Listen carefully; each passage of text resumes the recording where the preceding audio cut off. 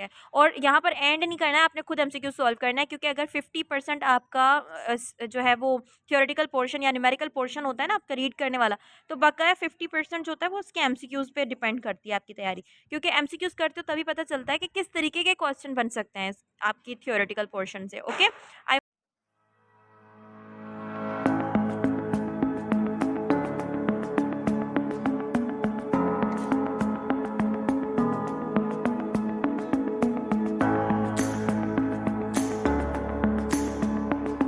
अस्सलाम SPSC aspirants, मैं हूं मुकद्दस अब्बासी और आज से स्टार्ट करने वाले हैं हम फिज़िक्स के एमसीक्यूज़ की इम्पॉर्टेंट सीरीज़, जिसमें हम फर्स्ट ईयर और इंटर के इम्पॉर्टेंट टॉपिक्स, इम्पॉर्टेंट चैप्टर्स से जितने भी इम्पॉर्टेंट एमसीक्यूज़ मुझे लगे उनको हम डिस्कस कर लेंगे।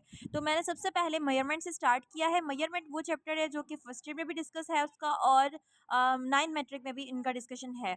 तो आप रिकॉल कर लिया 9th के कोर्स को, क्योंकि वही कोर्स है और उसी को यूज़ करके मैंने कुछ एमसीक्यूज़ यहाँ पर इंपॉर्टेंट बनाए हैं। सबसे पहला एमसीक्यूज है physics based on Newtonian mechanics is called. तो न्यूटोनियन की मैकेनिक्स या न्यूटन के कंसेप्ट पर जो फिजिक्स बेस्ड करती है उसे हम क्लासिकल फिजिक्स कहते हैं, जबकि आइंस्टाइन के जो कंसेप्ट्स पर फिजिक्स बेस्ड करती है उसे हम मॉडर्न फिजिक्स कहते हैं।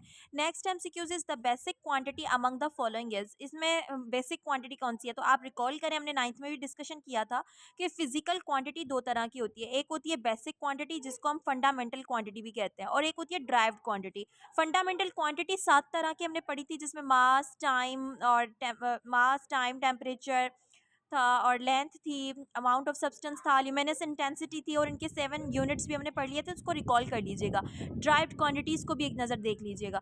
अब यहाँ से आप देख लें कि बेसिक क्वांटिटी इनमें से कौन सी है, तो it is mass. Okay. Third one MCQs is which scientist made some contribution to geometrical optics. तो जियोमेट्रिकल ऑप्टिक्स में आर्चमेट्स का जो है वो कंट्रीब्यूशन था। Next is choose supplementary units.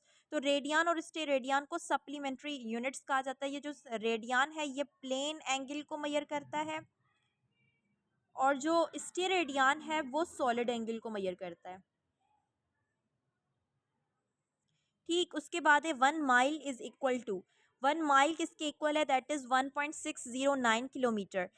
ये जो है ना आप कन्वर्जन यूनिट्स आप याद करते जाओ, ठीक है, क्योंकि ये जो कन्वर्जन है यहाँ से आपको और मज़ीद तरह के क्वेश्चन भी बन सकते हैं, लाइक हाफ माइल किसके इक्वल हो जाएगा, 2.5 माइल किसके इक्वल हो जाएगा। तो अगर ये वाला यूनिट आपको याद होगा जब भी आप इसकी कन्वर्जन कर सकते हो। 1 inch is equals to 2.54 centimetre, and then we have 1 foot is equals to how many centimetre. अब 1 फुट वैसे होता 30.84 सेंटीमीटर के, अगर याद ना भी हो तो आप इसको कन्वर्ट कर सकते हो, क्योंकि 1 फुट के अंदर 12 इंचेस आते हैं। तो 1 foot is equals to 12 inches, आप मल्टीप्लाई कर दे 12 के साथ। ठीक, उसके बाद 1 इंच में कितने सेंटीमीटर आते हैं, तो पर हमने कर लिया 2.54 सेंटीमीटर आते हैं। अब इनको मल्टीप्लाई कर दो, 12 को 2.54 से मल्टीप्लाई कर देंगे तो आंसर आएगा 30.84, सॉरी 30.48। 30.48 आंसर आएगा, और सॉल्व करके देखना है बगैर कैलकुलेटर के। Next is light year is the distance, unit of light year. Distance का या डिस्प्लेसमेंट के लिए हम यूज़ कर सकते हैं लाइट ईयर को। ओके, ये एक लार्जेस्ट यूनिट होता है जो कि जो गैलेक्सीज हैं उनके लिए यूज़ कर सकते हैं, स्टार्स के लिए यूज़ कर सकते हैं कि वो ज़मीन से कितनी दूर हैं। के चूज़ इनकरेक्ट, इसमें से इनकरेक्ट हमें चूज़ करना है। ये जो एमसीक्यूज़ है ये प्रीफिक्स के टॉपिक से लिया गया है, चैप्टर 9 में हमने पढ़ा था इसको, और फर्स्ट ईयर की बुक में भी इसका डिस्कशन है कि जो प्रीफिक्सेस हैं वो आप याद कर लें तक, जितने भी टेबल्स में थे। 1 आटो इज इक्वल्स टू 10⁻−18, ये करेक्ट है बिल्कुल। आटो जो है वो प्रीफिक्स हम -18 के लिए यूज़ करते हैं, -15 के लिए फेमटो यूज़ होता है, -12 के लिए पिको यूज़ होता है। मैं ऑप्शंस इसलिए यहाँ पर एक्सप्लेन कर रही हूँ ताकि अगर फेमटो से कभी एमसीक्यूज बन जाए तो भी आपकी क्लिक कर जाए, ठीक है। तो यहाँ से याद करते जाएं पॉइंट्स को। और 1 डेसी इज इक्वल्स टू 10⁻−3। तो ये जो है गलत है, क्योंकि डेसी जो होता है ना वो -1 के इक्वल होता है। ठीक, यहाँ पर -3 लिखा हुआ है, that means it is wrong. Okay, choose incorrect for dimension. Dimension हम कहते हैं किसको है, पहले ये जो है ना हमने 9th में डिस्कस नहीं किया था क्योंकि ये फर्स्ट ईयर का टॉपिक है। तो डायमेंशन एक तरह का जो है ना किसी भी क्वांटिटी को फिजिकल बेस क्वांटिटी या फंडामेंटल क्वांटिटी में एक्सप्रेस करने को कहते हैं। जैसे कि एरिया है, अब एरिया एक ड्राइव्ड क्वांटिटी है, इसको हम physical quantity sorry derived base quantity में कैसे एक्सप्रेस करेंगे, इसे हम डायमेंशन कहेंगे, ठीक है। एरिया का फॉर्मूला होता है लेंथ इंटू विड्थ।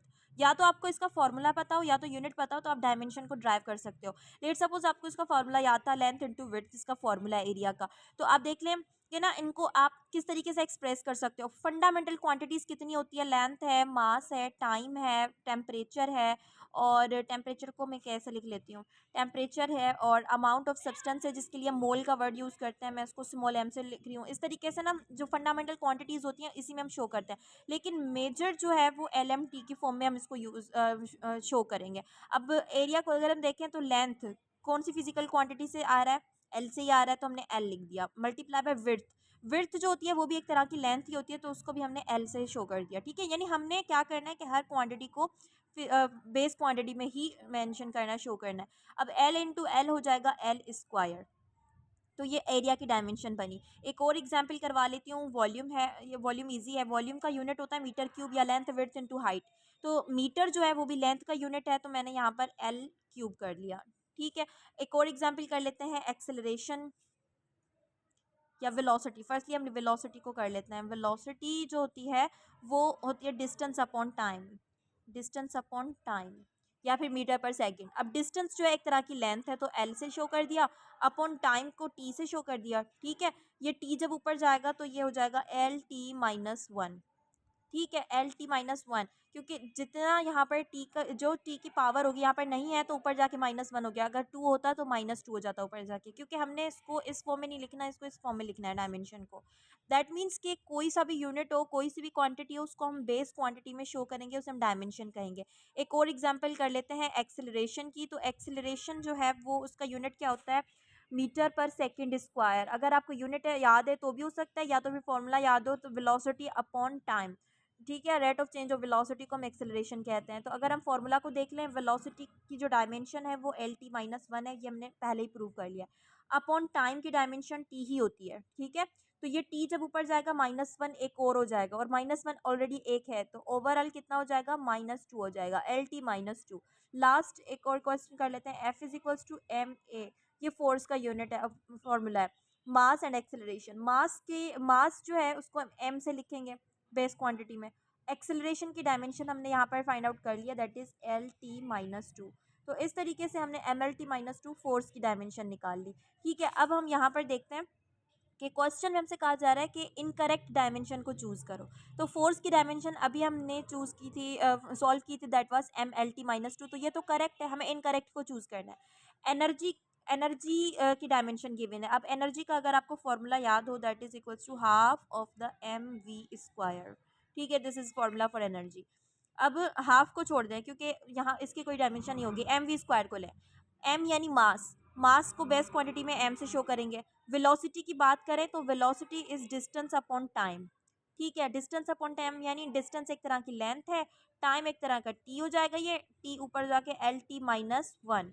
लेकिन यहाँ पर वेलोसिटी का स्क्वायर है, एल टी माइनस वन का होल स्क्वायर भी ले लेना है हमें, तो एम एल का स्क्वायर हो जाएगा और टी माइनस टू हो जाएगा। So this is dimension for energy. यही डायमेंशन लिखी हुई है तो बिल्कुल ये करेक्ट है, इनकरेक्ट नहीं है। अब नेक्स्ट करते हैं, W is equals to M L T. अब W वेट को शो कर रहा है। ठीक है, वेट का फॉर्मूला क्या होता है, M G is the formula for weight. ठीक है, अब m क्या है, मास है, तो मास की डायमेंशन कैपिटल M से लिखेंगे। g का यूनिट क्या होता है, metre per second square, 9.8 metre per second square इसकी वैल्यू है ना, तो metre per second square g की वैल्यू आ गई, यूनिट आ गया, तो metre is length upon time का स्क्वायर हो जाएगा। जब हम इसको इस तरीके से लिखें तो ये हो जाएगा T minus two, M L T minus two. तो ये वाली जो डायमेंशन है वो गलत दी हुई है। ठीक है, एक दफ़ा हम पावर को भी कर लेते हैं ताकि जिनको डायमेंशन का कंसेप्ट अभी तक क्लियर नहीं हुआ वो एक नज़र और देख लें, इसकी और ज़्यादा प्रैक्टिस हो जाएगी। पावर का वर्क अपॉन टाइम इसका जो है वो फॉर्मूला हो जाएगा, तो वर्क होता है फोर्स इनटू डी के बराबर और अपॉन टाइम। अब फोर्स की डायमेंशन हमने फाइंड आउट कर ली थी, it was M L T minus two, वरना आप दोबारा भी कर सकते हो। मल्टीप्लाई बाय डिस्टेंस की डायमेंशन एल होती है, अपॉन टाइम की डायमेंशन होती है टी। ठीक है, तो एम एल का हो जाएगा स्क्वायर, और टी माइनस टू ऑलरेडी है, ये टी जब ऊपर जाएगा तो ये हो जाएगा टी माइनस थ्री। ठीक है, तो ये बिल्कुल करेक्ट डायमेंशन दी हुई है, ऑप्शन सी इनकरेक्ट साबित हुआ। Density of air is 1.2 kilogram per metre cube, it can be expressed in gram per centimetre cube, यानी 1.2 जो है वो उसको हमने किलोग्राम से ग्राम में लेकर जाना है, मीटर क्यूब से सेंटीमीटर क्यूब में लेकर जाना है। तो किलोग्राम को जब ग्राम में कन्वर्ट करोगे तो 1000 से मल्टीप्लाई कर दोगे, ठीक है। अपॉन में क्या आ रहा है, मीटर। अब मीटर को किस में कन्वर्ट करना है, सेंटीमीटर में, तो अपॉन में ही लिखोगे। मीटर को सेंटीमीटर में कन्वर्ट करने के लिए 100 से मल्टीप्लाई किया जाता है, ठीक है। लेकिन यहाँ पर क्यूब है तो इस वजह से 3 दफ़ा हम इसको रख लेंगे। अपॉन में क्यों रखा है, क्योंकि ये खुद भी अपॉन में था, सही है। डिनोमिनेटर में हमने इस वजह से रखा है, खुद भी डिनोमिनेटर में था। अब आप इसको सॉल्व कर लें तो ये जो है वो इसके साथ कैंसिल हो जाएगा, ये पॉइंट जो है वो इस जीरो के साथ कैंसिल हो गया, क्योंकि पॉइंट के बाद एक डिजिट है तो एक जीरो कैंसिल। ऊपर क्या बचा, 200, सॉरी 1200, अपॉन यहाँ पर अपॉन में कितने ज़ीरो हैं, 10 पावर 1 2 3 4 5 6, 10 पावर 6 ज़ीरो हैं, ठीक है। ये जब ऊपर जाएंगे तो ये -6 हो जाएगा, 1200 इंटू 10 पावर -6, -6 से ये 2 ज़ीरो कैंसिल हो गए तो 12 इंटू 10 पावर -4 आंसर आया। तो इस तरीके का कुछ ऑप्शन ये रहा, ऑप्शन बी इज़ करेक्ट, ठीक है। Next is the period of earth is equal to, period of earth जो होता है वो 1 सोलर डे के इक्वल होता है। F is equal to 6 pi eta RV, dimension of coefficient of viscosity, coefficient of viscosity eta को कहते हैं, ईटा की डायमेंशन पूछी जा रही है। तो फॉर्मूला को रीअरेंज कर लेंगे, जब आप फॉर्मूला को रीअरेंज करेंगे तो ईटा के लिए 6 पाई RV पूरा F के अपॉन में आ जाएगा डिनोमिनेटर में, ठीक है। तो ये जाएगा 6 पाई RV। अब 6 पाई का तो कुछ नहीं है क्योंकि ये कांस्टेंट है, अपॉन में RV है। अब F का जो F की जो डायमेंशन है that is MLT-2, upon R की डायमेंशन होती है L, वेलोसिटी की डायमेंशन है LT-1, ठीक है। अब इसको हम ऊपर लेकर जाएंगे, MLT-2 मल्टीप्लाई बाय ये दोनों L जब ऊपर जाएंगे तो -2 हो जाएगा, और T-1 जब ऊपर हो जाएगा तो पॉजिटिव T हो जाएगा, ठीक है। अब इसको सॉल्व कर लें तो एक L इस L से कैंसिल हो जाएगा और ML-1 बचेगा, क्योंकि ये पॉजिटिव L था ये नेगेटिव था, ठीक है। ML-1 बचा, T-2 है और एक पॉजिटिव T है, ये भी कैंसिल होकर T-1 बचा, तो ML-1 T-1, option A is correct. Dimension M0L0T0, that means कि डायमेंशन लेस पूछी जा रही है क्वांटिटी, क्योंकि ये देखो कोई भी डायमेंशन नहीं है, सब चीज़ें जीरो है। तो यहाँ पर स्पेसिफिक ग्रेविटी जो होती है उसकी भी कोई डायमेंशन नहीं होती, रिफ्रैक्टिव इंडेक्स की भी कोई डायमेंशन नहीं होती, स्पेसिफिक हीट की होती है। तो बोथ ए एंड बी जो है वो उनकी डायमेंशन नहीं होती। सिग्निफिकेंट फिगर, इस क्वांटिटी में सिग्निफिकेंट फिगर कितना है, तो पावर को छोड़ते हैं, यहाँ पर देखें तो ये पॉइंट के बाद जो जीरो आ रहा है वो सिग्निफिकेंट होता है। तो 1 2 3 ओवरऑल 3 सिग्निफिकेंट फिगर है। तो यहाँ पर ये कंप्लीट हुआ चैप्टर। देखें एमसीक्यूज मैंने इसके 15 इस वजह से चूज़ किए हैं क्योंकि चैप्टर छोटा सा था और इसमें इंपॉर्टेंट था ही डायमेंशन का पोर्शन, बाकी जितना भी था हमने 9th में डिस्कस कर लिया है। तो अब जो चैप्टर्स होंगे उसमें इंशाल्लाह फर्दर हम 20 या 25 एमसीक्यूज का पोर्शन रख लेंगे ताकि आपको मजीद उसके एमसीक्यूज क्लियर हो सके। और यहाँ पर एंड नहीं करना है, आपने खुद एमसीक्यूज सॉल्व करना है, क्योंकि अगर 50% आपका जो है वो थियोरेटिकल पोर्शन या न्यूमेरिकल पोर्शन होता है ना आपका रीड करने वाला, तो बकाया 50% जो होता है वो उसके एमसीक्यूज पे डिपेंड करती है आपकी तैयारी, क्योंकि एमसीक्यूज करते हो तभी पता चलता है कि किस तरीके के क्वेश्चन बन सकते हैं आपकी थियोरेटिकल पोर्शन से। ओके, आई होप कि मेरा लेक्चर आपको समझ में आया होगा, और अगर मेथड समझ में नहीं आ रहा आप इजीली कमेंट करके मुझसे पूछ सकते हैं। जिस तरीके से आपने मुझे रिस्पॉन्स किया मेरी फर्स्ट वीडियो पे, मुझे बहुत अच्छा लगा कि आपने अपने अपने कमेंट्स दिए।